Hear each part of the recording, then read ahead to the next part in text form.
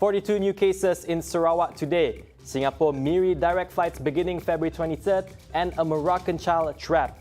Those are the headlines for tonight. I'm Hari Zainuddin and this is TVS Nightline.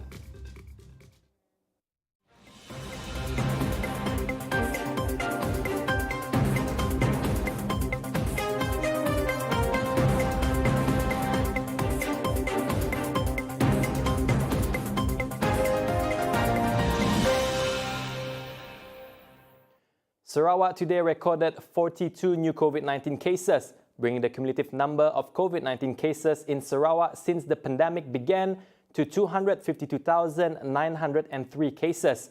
The Sarawak Disaster Management Committee (SDMC), however, stated that all of the cases registered today were of no symptoms or symptomatic. Of the 42 cases, 23 cases were identified as Category 1 with no symptoms, while 19 were registered as Category 2, in which patients only display mild symptoms. Kuching today recorded the highest cases in Sarawak, with 17 cases, followed by Sibu with 9 cases, Miri with 8, Lundu 3 cases, Bintulu 2, and 1 case each in Lawas, Kanawit, and Song. SDMC also stated that no death due to the virus was recorded in the state today. The country today recorded a spike of 9,117 COVID-19 infections. The number brings the cumulative number of COVID-19 cases in Malaysia to 2,904,131 cases. The government predicts that there will be an increase in COVID-19 cases in the coming weeks. Health Minister Khairi Jamaluddin said this was due to the spread of the Omicron variant. However, Khairi said the level of transmission of the Omicron variant is much lower than the transmission of the Delta variant. Thus, Khairi urged the people to always be on high alert and get their booster injection. The statement comes following the spike of COVID-19 cases in the country and neighboring countries, such as Singapore, that recorded 13,208 cases on Friday. Malaysia today recorded 9,117 daily COVID-19 infections, the highest since October 2021. Deputy Chief Minister Dato Sri Dr. Sim Kui Hian has called upon the public to remain cautious and brace themselves for a possible surge of the Omicron variant infections in the state. He said although symptomatically mild, Omicron is more infectious than Delta and may pose a health challenge to those who are in the high-risk group. Noting the steep increase in COVID-19 infections on Saturday, reaching over 9,000 cases, the highest number of daily cases recorded since October last year. The Minister of Public Health, Housing and Local Government warned the public that the worst might be yet to come. With new information every day on the re-emerging of COVID-19, Dr. Sim reminded everyone to start living with the virus by adhering to the standard operating procedures (SOP), wearing face masks, going for vaccination, and conducting self-tests regularly, as the Ministry of Health no longer does contact tracing. Now, Scoot Tiger Air, or Scoot, will start its twice-a-week direct passenger air service between Singapore and Miri on February 23rd. State Transport Minister Dato Sri Lee Kim Shin said his ministry had received an official letter of confirmation from Scoot on Thursday, February 3rd. Lee added that Scoot counters were already set up at the Miri airport and ready to manage passengers for the Singapore-Miri route. Additionally, travelers can also go directly to their website for booking purposes. Lee, in a statement, said the airline will operate every Wednesday and Saturday, arriving at 2:20 p.m. in Miri and departing back to Singapore at 3 p.m. the same day. Scoot's inaugural flight for the Singapore-Miri route was initially scheduled for January 19, 2022, but due to unforeseen circumstances, it was postponed to February 23, 2022. Currently, Scoot is operating flights from Singapore to Kuching 3 times a week, and it was very timely for the airline to operate the Singapore-Miri route, with the latter designated as the northern gateway to Sarawak. A total of 5 million ringgit had been approved by the Gabungan Party Sarawak GPS government to subsidize the medical development. Datuk Sri Fatima Abdullah said the assistance covers a wide range of illnesses except for kidney problems. She explained, however, such assistance would need the endorsement of the doctors treating the patients. Bantuan setakat ini yang pemohon dan yang telah mendapat bantuan diluluskan bantuan oleh jawatankuasa panel ni dalam 5 macam tu. Okay. So itu tahun lepas sebab ianya diluluskan pada akhir tahun ni. The applications will be evaluated by panel members consisting of top management from Fatima's ministry, including Fatima herself. She also added the assistance had been distributed. Masih ada, peruntukannya masih ada. How much has been disbursed? I don't have it here, but sufficient for me to say that ada dalam 5 orang cancer patients referred by Dr. Adibah to us, to the panel. Dan dari segi bantuannya adalah berbagai-bagai. It's not fixed. It depends on the case by case. Applications can be made via the Social Welfare Department JKM branch across the state and through their website. In a related development, a majority of cancer patients are burdened by high medical, transportation and accommodation costs. This has especially impacted cancer patients coming from the rural areas. Walaupun kalau seorang pesakit kanser itu mendapat rawatan di hospital kerajaan, rawatannya percuma. Tapi ada perkara ubat-ubatan yang perlu dari segi kos perlu dibayar oleh pesakit itu sendiri. Itu satu.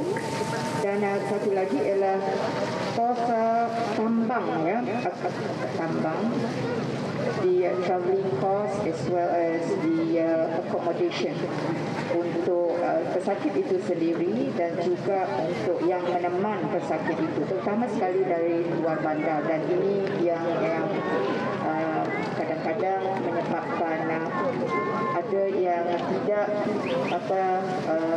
selesai rawatannya. It was due to these concerns that the state government had approved a total of 5 million ringgit assistance late last year.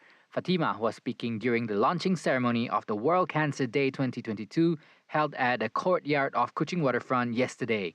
The minister also said cancer awareness among Sarawakians has not reached a satisfactory level. To this, she requested non-governmental organization NGOs to advocate the message in rural areas to raise awareness whilst eradicating stigma against cancer patients. And these are the NGOs who help to continue to create awareness among the public about cancer issues. And then also, especially at the rural areas, we had advised them to go rural, to create awareness and also to address the issue of stigma that are present ataupun yang dikaitkan dengan cancer. Fatima urged the public to conduct cancer screening tests so that the sickness can be detected and addressed earlier. During the ceremony, the colorful lights of the State Legislative Assembly building was changed to blue and orange. These colors symbolize the global collaboration between NGOs and the local government in raising more awareness about cancer. At the same event, Fatima also launched the Give Your Locks, Give Them Hope program, where members of the public are welcome to donate their hair, which will then be made into wigs for cancer patients.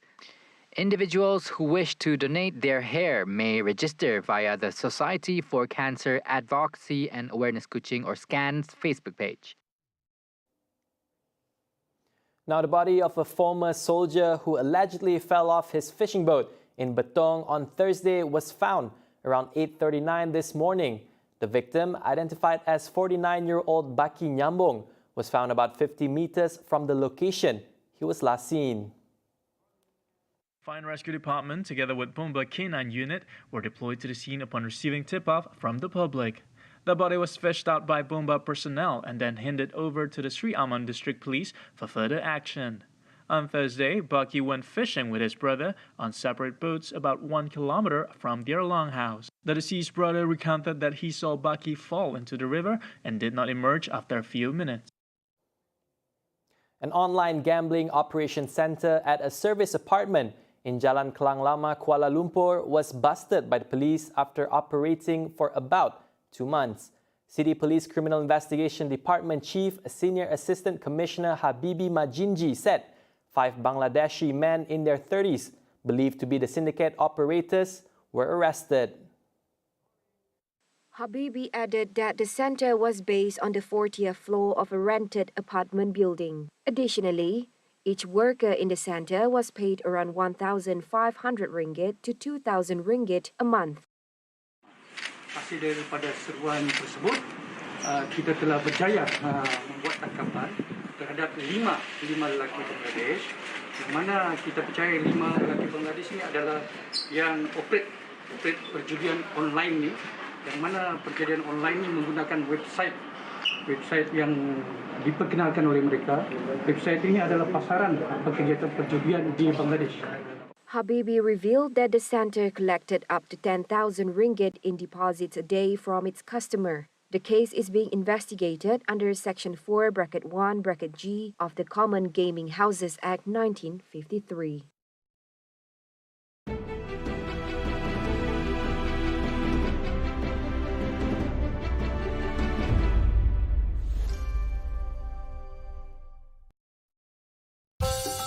Ini Bob.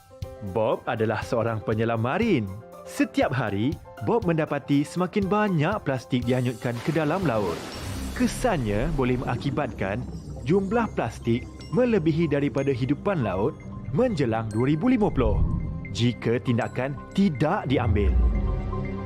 Dianggarkan 50% plastik yang dihasilkan adalah plastik sekali guna dan 13 juta tan plastik dihanyutkan ke laut.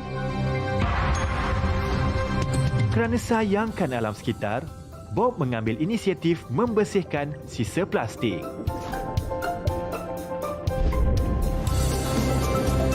Kita semua boleh memainkan peranan dalam menjaga alam sekitar. Hindari plastik sekali guna. Untuk maklumat lanjut, sila layari laman sesawang berikut.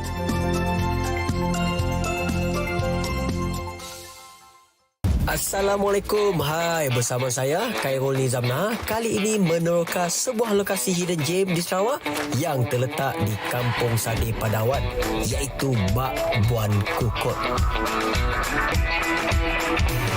Jom sertai kami Khairul Nizamna dalam rancangan Ninjau setiap Isnin jam 10.30 malam hanya di saluran 122 Astro dan My TV. Jom Ninjau.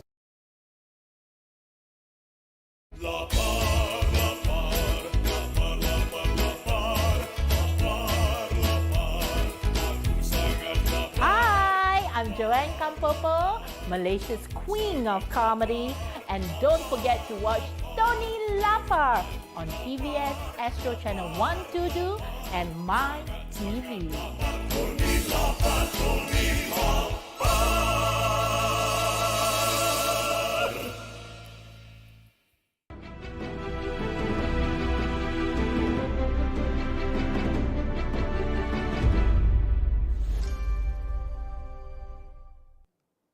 Welcome back.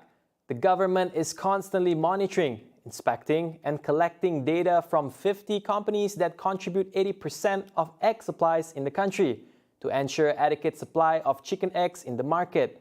As such, Deputy Minister of Domestic Trade and Consumer Affairs, Datuk Rosal Wahid said the problem of chicken egg shortage in the market is expected to be resolved soon. He said the increase in the purchase rate of chicken eggs before, during, and after the Chinese New Year, apart from chicken farms and delivery companies not operating during the festive holidays, contributed to the disruption in the supply of chicken eggs in the market. Meanwhile, he said the shortage of chicken supply would also be resolved by the end of this month, with the expected increase in chicken production after the Chinese New Year holiday. In a similar development, Russell said chicken suppliers and operators of poultry farms were required to submit weekly reports on their chicken and egg supplies to the ministry. He added this was to enable the ministry to take immediate action should there be a shortage in supplies. Meanwhile, a survey done by TVS in Miri found that the public were frustrated with the lack of egg supply. Some of them claim that egg supply shortage has been happening even before the Chinese New Year celebration. According to housewife Zelia Ganang, the shortage of eggs has been ongoing before the Chinese New Year festivities. Nak dicakap memang susah jugalah sebab before Chinese New Year berapa kali sudah saya pergi pun tidak dapat juga habis, dan apabila saya mau beli booking pun tidak ada orang mau. 3 hari berturut saya pergi cari stok telur pun tidak ada. So even sampai hari ini ngam-ngam saya nampak 2 orang keluar dari kedai. Saya terus beli sebab telur tu dia memang perlu ada dekat rumah bang. Jadi sekarang dulu telur tu dia selalu saya beli 2 tray 3 tray sekali beli kan. Harga tu tiada masalah lah bagi saya, tapi kalau boleh janganlah naikkan sebab macam bagi mereka yang kurang berkemampuan takut nanti susah untuk mereka dapat bah. Meanwhile, for Wendy Tiong, she did not agree with the increase of chicken egg price despite the high demand. She said chicken eggs are also basic needs and many people face difficulties due to the shortage. No, it's not easy to find. It's so difficult to find during the past 2 weeks, I think, 2-3 weeks, yeah. So then I had to resort to ask people to help me to buy, help me to keep. And I got a tray in Lorong 10 Market for 21 ringgit. And I got another tray for a friend, 20 ringgit. So for 2 weeks, I eat eggs that cost me, 68 cost me 41 ringgit. No, supermarket should not raise the price, should not take the opportunity to raise the price.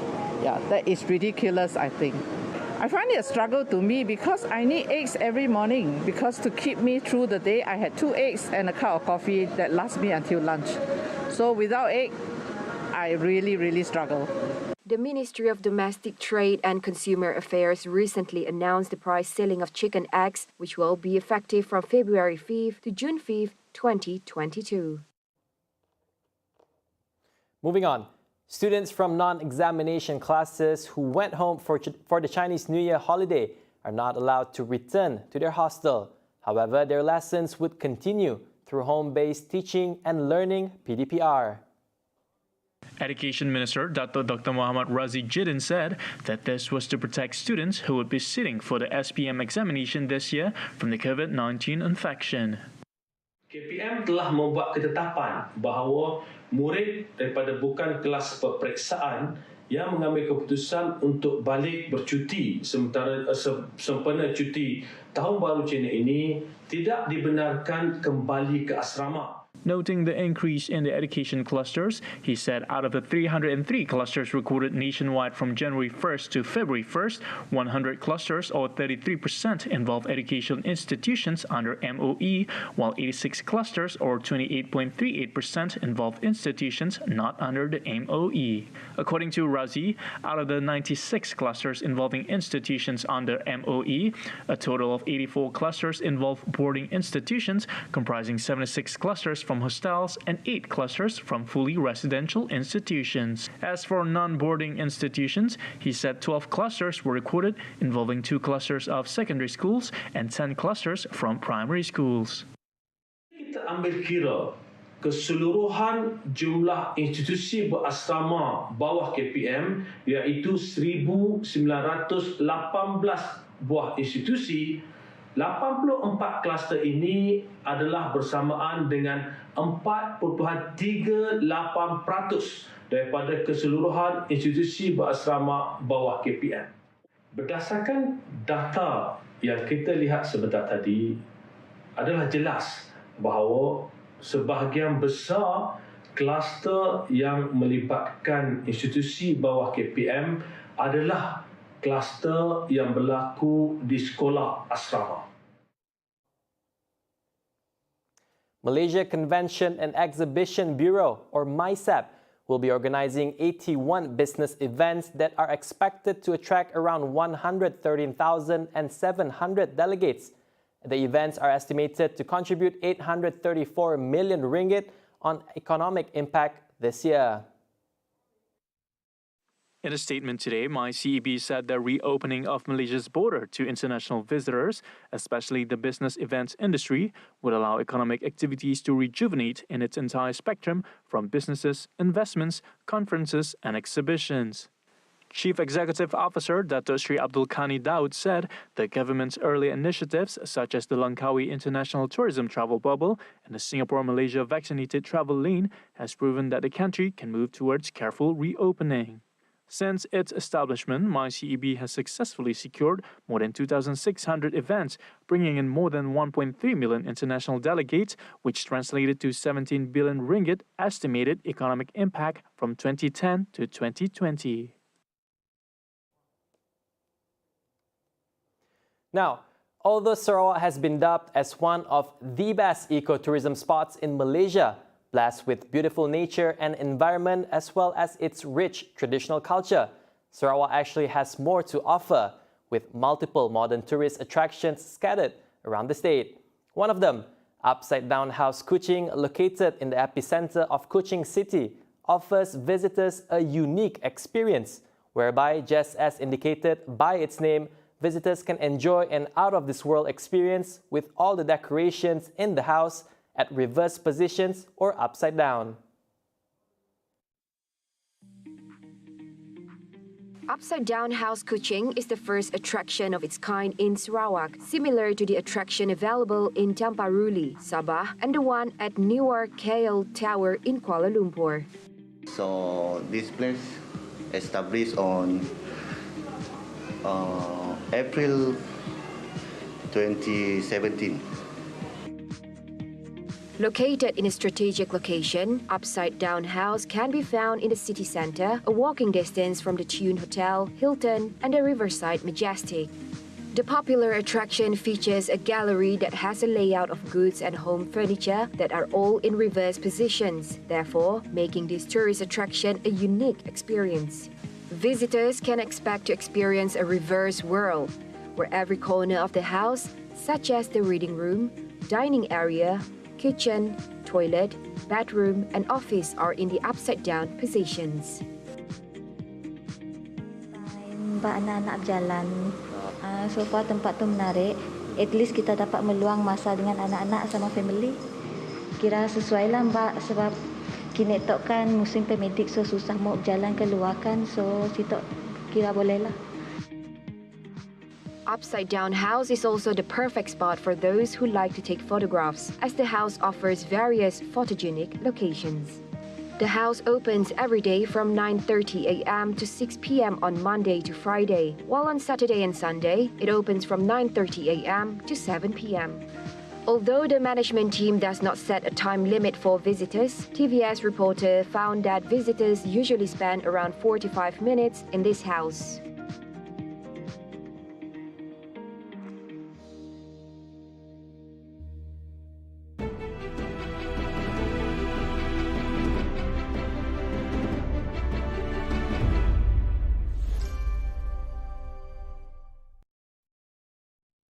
Welcome along to the Paul and Mala Ali Show, coming to you from our little country. This is a big show with a lot of heart.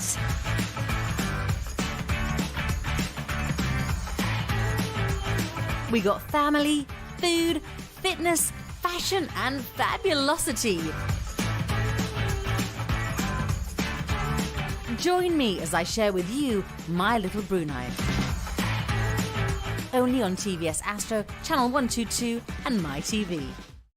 Kecemasan, boleh saya bantu? Hello, there's been a motorcycle accident here. Maybe an elephant ran it over. Sir, there is fire accident at the address number 5 Jalan Tembika Shah Alam. PGO from FRT Shah Alam, there was no fire accident here, over.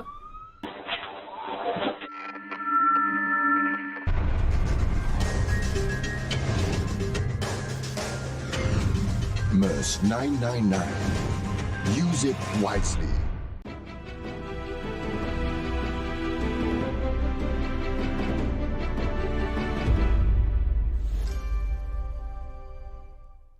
Thank you for staying with me.